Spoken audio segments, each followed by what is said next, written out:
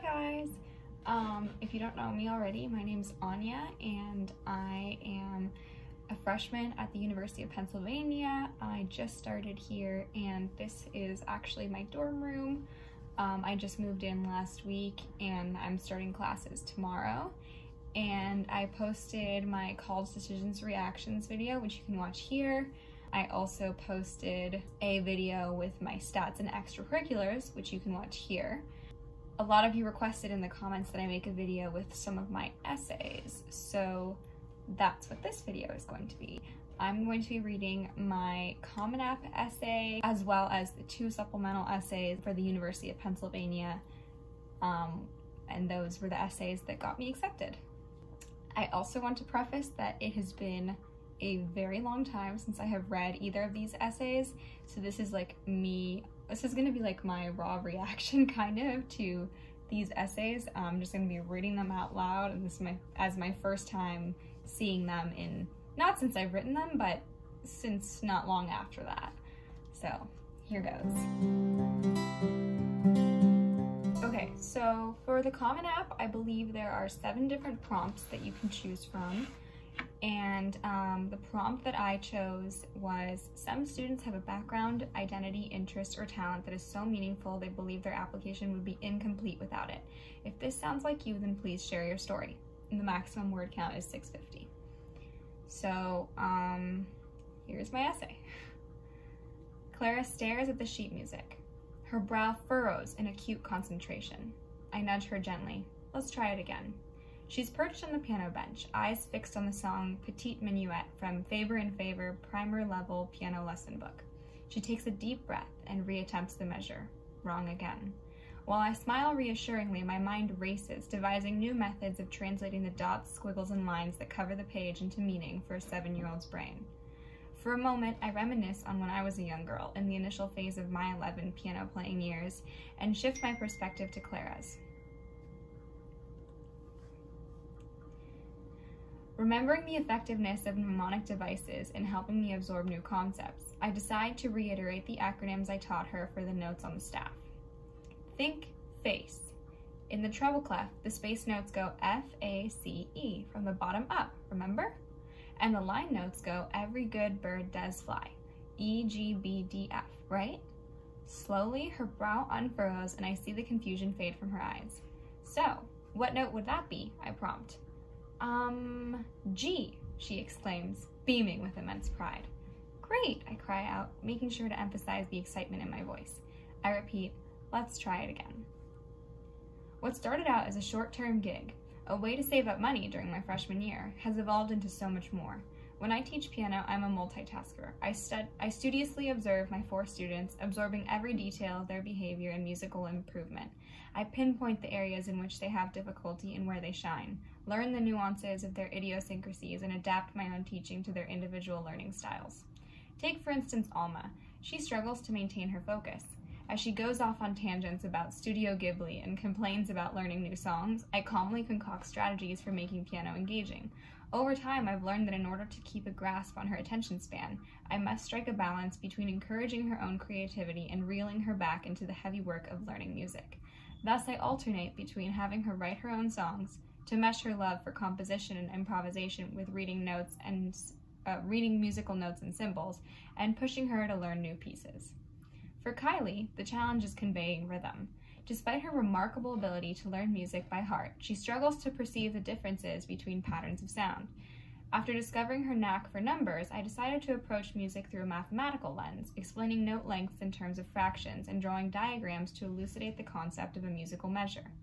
Gradually, I've helped her incorporate these concepts into her playing, synthesizing the numerical elements with melodic ones to form songs. And with Emmy, the difficulty comes in forging a trusting relationship in which she can communicate her needs. Although she's amazing at sight reading and immensely dedicated to practicing, she often has trouble expressing when she doesn't understand something. After realizing this, I began to take note of her various facial cues and eventually started recognizing which ones indicate confusion. Furthermore, I've drifted our conversation towards topics beyond piano, from recounting a joke about pasta to sharing about my social insecurities that have arisen after I experienced a falling out with my best friend, connecting with her on a deeper level. As she's grown more comfortable with communication, my capacity to help her through clapping rhythms or repeating measures of a song in a circuit has greatly expanded. As I teach, exploring how music interacts with each student's distinct mind, I deepen my own musical awareness, fuel my curiosity. In creating new avenues to reach understanding, I develop my ability to identify someone's needs and modify my actions to accommodate them. Every one of my students is fascinatingly unique, yet that's the beauty of teaching music, seeing each difference not as a barrier, but as an opportunity for me to learn. Okay, now for my Penn supplemental essays. So I know the prompts for the supplementals change pretty regularly, so I think they might be different this year than they were last year, but in my year there were 2 essays. The first one was a maximum of 450 words, and the prompt was, how did you discover your intellectual and academic interests, and how will you explore them at the University of Pennsylvania? Please respond considering the specific undergraduate school that you've selected. So this is a pretty classic Why Us essay, but as you can see, they've specifically requested that you talk about academic stuff. The second prompt is a maximum of 200 words, and the prompt is, at Penn, learning and growth happen outside of the classroom too. How will you explore the community at Penn? Consider how this community will help shape your perspective and identity, and how your identity and perspective will help shape this community. And this is another Why Us essay, but this time it's specifically focused on community, so non-academic stuff. So for my first essay, which was the academic Why Us essay, this is what I wrote. Habeas corpus, unearthing DNA evidence from decades-old cold cases, prosecutorial tunnel vision. Whether I'm listening to true crime podcasts, nerding out over legal defenses, or examining the philosophy of justice, I take every possible chance to study law. My obsession began with dinnertime conversations about my dad's work as a court interpreter. I'd pepper him with questions about murder trials, while my mom would wrinkle her face and ask to change the subject. This spark led me to intern at the public defender's office, where I witnessed the not-so-glamorous side of law. Rather than the dramatic court scenes and satisfyingly solvable criminal investigations portrayed in the media, I saw attorneys with overwhelming caseloads and vastly unequal outcomes for defendants based on socioeconomic status. It was a wake-up call to the harsh reality of the criminal justice system and the critical need to redesign it. While I'm fascinated by the skilled rhetoric of lawyers and detectives piecing together little bits of evidence to formulate cases on TV, what interests me most is analyzing these stories to uncover the underlying impetuses for crime. These shows provide an individual lens on crime, whereas books like The New Jim Crow, which compares mass incarceration to Jim Crow segregation, provide an institutional lens. Through considering both lenses, I've learned how histories of racism, drug criminalization, and mental health stigma connect to psychology, coming to understand how this results in cycles of crime and poverty. With a unique undergraduate criminology major, Penn is the perfect place for me to pursue my passion for law. I'm especially drawn to the interdisciplinary perspectives, from neuroscience to philosophy, of the program. I can't wait to take the course Biopsychosocial Criminology, an examination of social, psychological, and biological elements of crime. In addition to its multifaceted approach, I'm intrigued by the ethical questions the course raises, such as whether it's morally wrong to punish crimes committed by those with mental diagnoses. I also hope to take my studies beyond criminology, exploring a minor in mathematics or physics. I'd embrace my quantitative side, the side that envisions numbers in a three-dimensional spiral rather than a line, that revels in spending hours transcribing my calculus notes into artwork, and that stays after class to ask my physics teacher about the warping of space and time. I'm fascinated by how mathematics boils down intricate real-life scenarios into applicable formulas, bridging the realms of human consciousness with the natural world. That's why I'd love to ask I'm not even going to try to pronounce that, about his research on quantum entanglement and about applying physical constructs to the brain. Ultimately, I hope to become a public defender or civil rights attorney. At Penn, I could bring a unique breadth of different yet interconnected multidisciplinary perspectives, reimagining what law can accomplish. And for the Community Why Us essay, I wrote this.